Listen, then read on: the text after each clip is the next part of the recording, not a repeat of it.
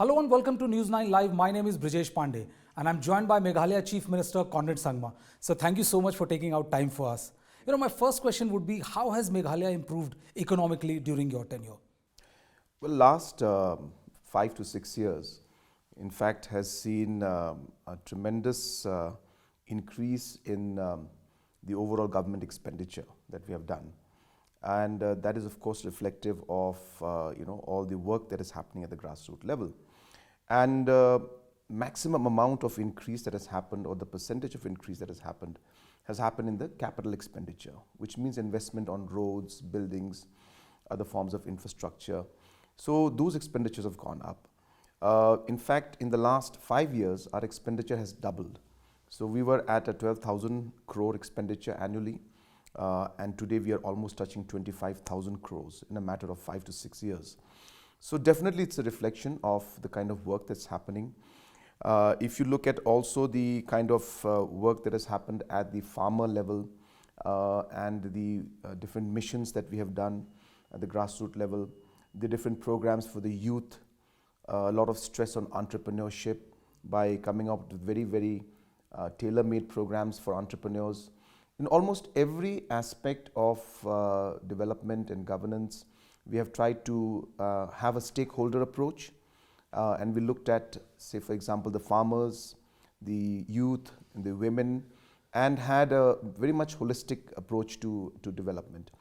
We also started coming out what we call with a specific budget, like gender budget, youth budget, farmers budget, climate budget. And hence, these kind of more holistic programs has helped us to really take our economy forward, and we're very sure that a target where we are trying to double our economy within the next 5 years is a target that we are very sure that we'll be able to achieve. Meghalaya has set a very good example in ecotourism. What more needs to be done? How can you amplify it further? Ecotourism, of course, is one of the most important aspects of the long-term economic growth as well as job creation for our state. We are a state that has got huge potential in tourism, and hence the strategies in the last 5 to 6 years have focused on that. We have tried to also at the same time improve the overall infrastructure in the state. We realized that we did not have enough rooms, so we tried to improve that. Today we have a couple of 5-star hotels. For 50 years we did not have a single 5-star hotel. Today we have a couple of 5-star hotels. We have good resorts that are coming up. We have a lot of stress on homestays, in fact, and we're trying to make these more public-centric and more on our culture aspect and sustainability and ecotourism, as you mentioned. So we're trying to ensure that we go in a ecotourism mode, the sustainable mode, but also a mode where we are attracting high-end tourism. That does not mean we don't want others to come. We want everybody to come to our state, but our strategy is such, and we're working on that. Now, you said what more needs to be done. Of course, there's a lot more that needs to be done. What is important to remember is that, when we talk of ecotourism and sustainability, we need to have some kind of a measure and control on the footfalls. And hence, some kind of programs where we are able to, say, tax people for entering certain areas which are sensitive, eco-sensitive zones. So these kind of programs are coming up. If you are aware, we have got what we call the living root bridges. Now, thousands of people step on that bridge every day. So there has to be some control on that. A lot of people are entering our different reserve forests that are there. That also needs to be controlled. So how can we ensure that we give accessibility to tourism, to tourists, and yet we're able to keep a track on the footfalls? And as I said, create a slightly higher end tourism model is really what we're trying to do. It'll have its plus and minuses, some challenges, but we're hopeful that we'll be able to take it forward. Mr. Sangma, your state, Meghalaya, has been peaceful for quite a while now. But if you check with other northeastern states, they are they have seen violence for a prolonged period of time. How do you see this difference? Why has your state been able to keep quiet for such a long time? Well, actually, Northeast has many different communities. We have had a lot of historical challenges. Diversity has been there. and all these factors, and coupled, of course, with economic hardship. So when you see all of these things put together, there is a very complex kind of a situation that we have in the Northeast. And hence, in every state, you will find a certain level of problems that are there when it comes to insurgency. We also, in the state of Meghalaya, we had insurgency at one point in time, but yes, relatively now we are far more peaceful compared to others. And as you said correctly, we have not had much of problem in the last many years. And I think overall it also depends on how we've been able to manage the overall situation. I also strongly believe that economic activities and ensuring that economic growth and job opportunities are very, very important. Not to say that others are not doing it. The complexity in other states in terms of the kind of issues that they had between communities, or different issues in terms of historical issues that were there, those are quite complicated. But for us as a state, we have really focused on economic growth, economic development, and I hope that this kind of scenario will continue, and I hope that one day in the entire Northeast we will find long-term peace and a more specific focus on economic growth. Manipur Chief Minister N. Biren Singh had said that anybody who has entered the state post 1961 should be thrown out. What's your take on that? It's a stand in different states. In fact, there have been different positions that are there. There are complexities that are there in the state of Manipur. I shouldn't be the one speaking of Manipur, from a governance point of view, in the sense that, of course, it's a state that's governed by, there's a chief minister there. So they have their complexities, they have their problems out there. There's a lot of problem in terms of the influx that took place in this past many years. So keeping those factors in mind, the government of Manipur had taken a cut-off date, which they have said that they will ask people before that. The question I think arises is that it's not that simple. You may want to do a lot of things in that line, but practically speaking, identifying those people and then after that going into the system of actually sending them back, it's quite complicated. So it's difficult to say how it will move forward. But the point being that Government of India and Government of Manipur have to take some steps to ensure that the situation comes back to normalcy.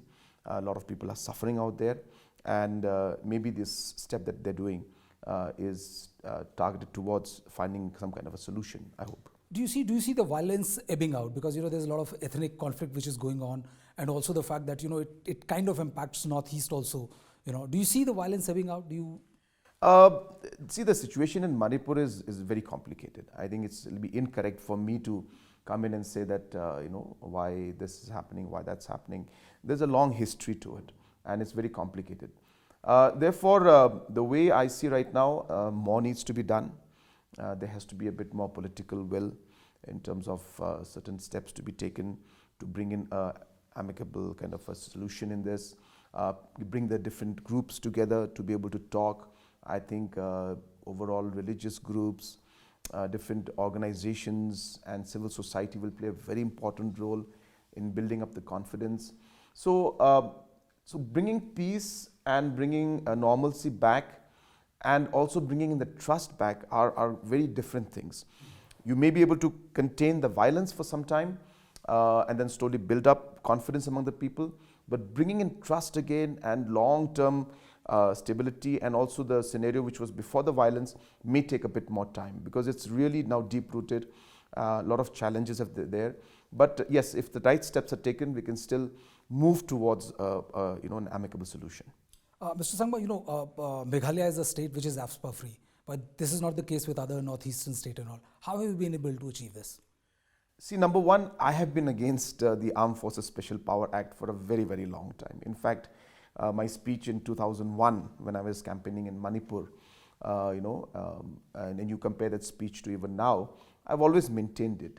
There is always violence, there's always problems, but there are certain ways in which we handle it.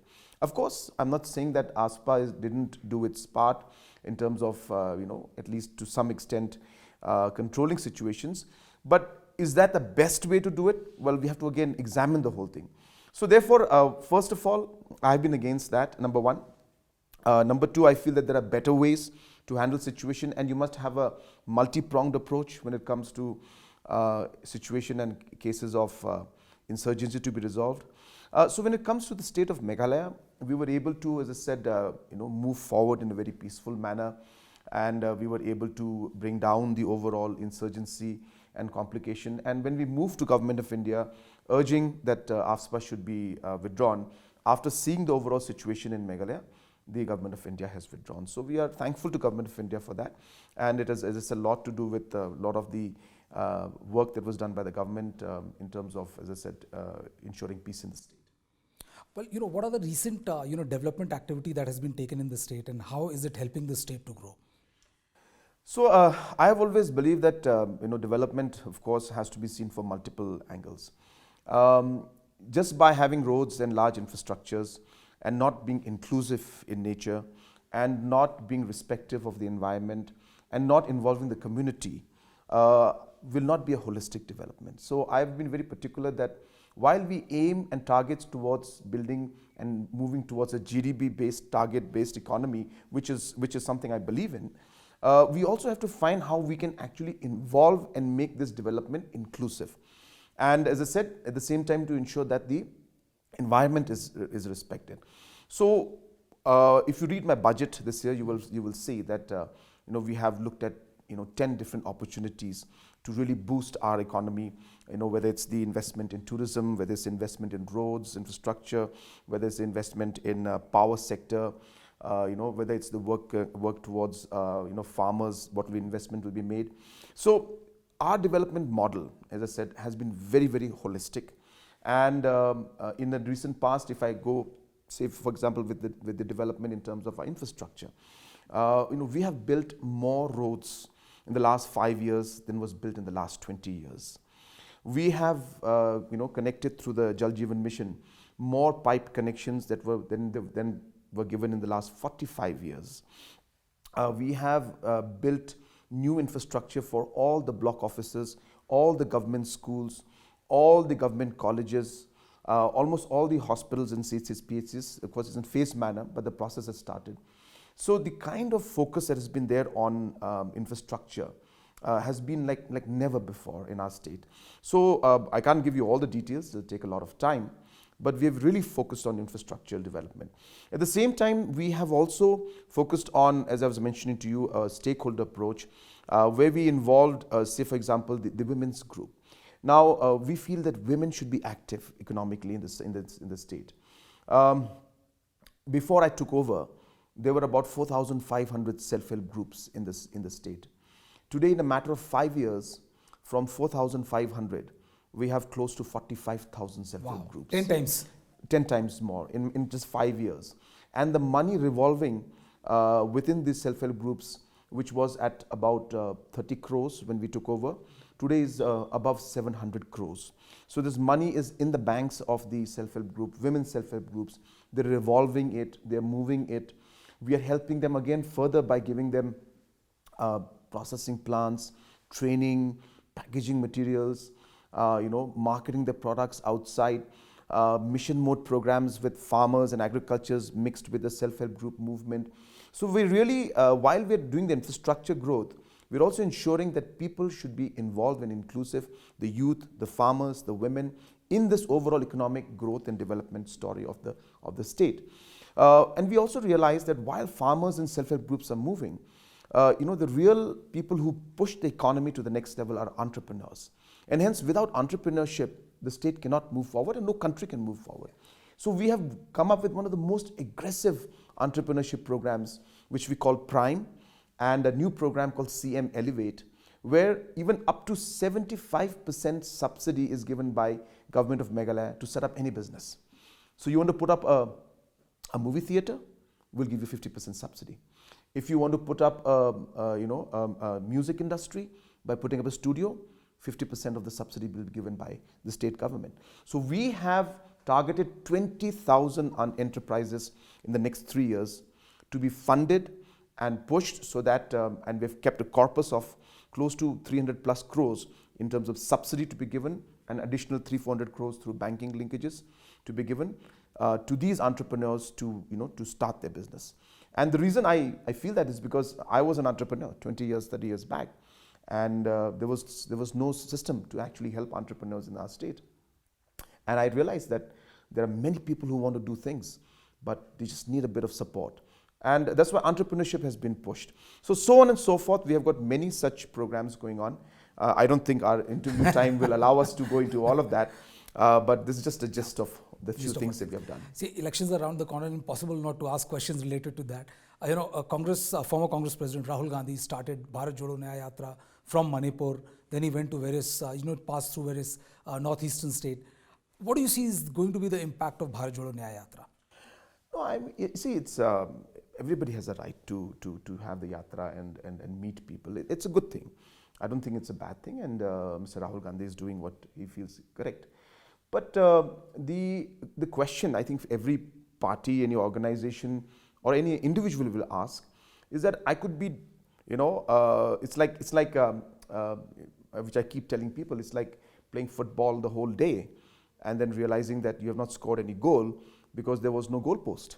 So so you're playing. So you need to realize that while you work hard, I think you need to work smart also.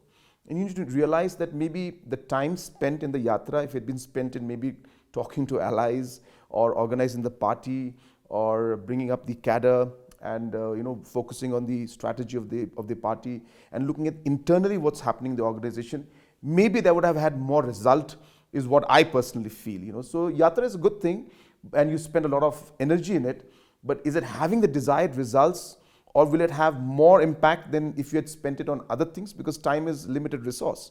You need to spend it in the right and the best possible manner.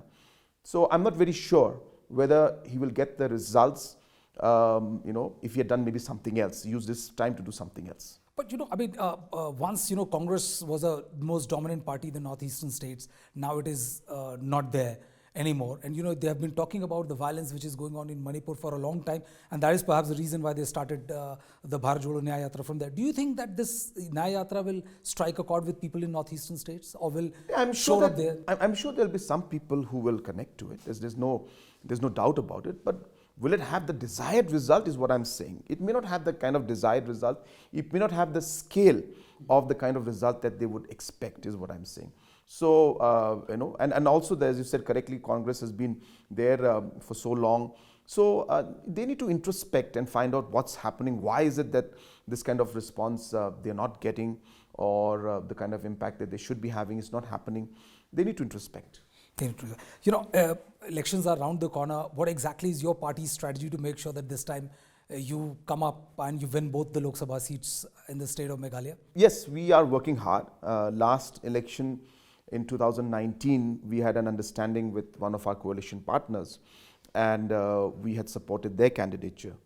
But this election, we have decided to put up our own candidate in Shillong seat also. And we're working very hard. And we are definitely going ahead and really sharing with the people the kind of work that has been done in the last 5 to 6 years, and the fact that if both MPs are there from the National People's Party, then we will have a stronger voice in the center. We'll have more people to move around. See, it's people have to realize that it's about teamwork. And while the government and Chief Minister and other ministers will do their work, there's a lot of work to be done in Delhi. Apart from Parliament, there's a lot of movement that takes place in the ministries. Follow-ups have to be done. And if we have strong individuals, experienced people, both Agatha and Amparina, both very, very experienced people, they have been in public life for a long time, they will be of a great asset to the people, and they will be able to really complement the work that the state government is doing. So I urge that people should be with us. But apart from that also, we are seeing how the party could grow. We are a party that's a very northeast centric party. We are a party that really works towards indigenous people's rights. By indigenous, I mean purely indigenous people's rights. So it's a very broad terminology. And we try to see what we can do to really have a platform for the northeast especially. So we are working towards that. It's not easy. It's tough. A lot of challenges. But we hope that we will slowly and steadily be able to become kind of a platform through which different issues concerning Northeast can be taken up. Mr. Sangma, thank you so much for talking to News9 Live. Thank you so much.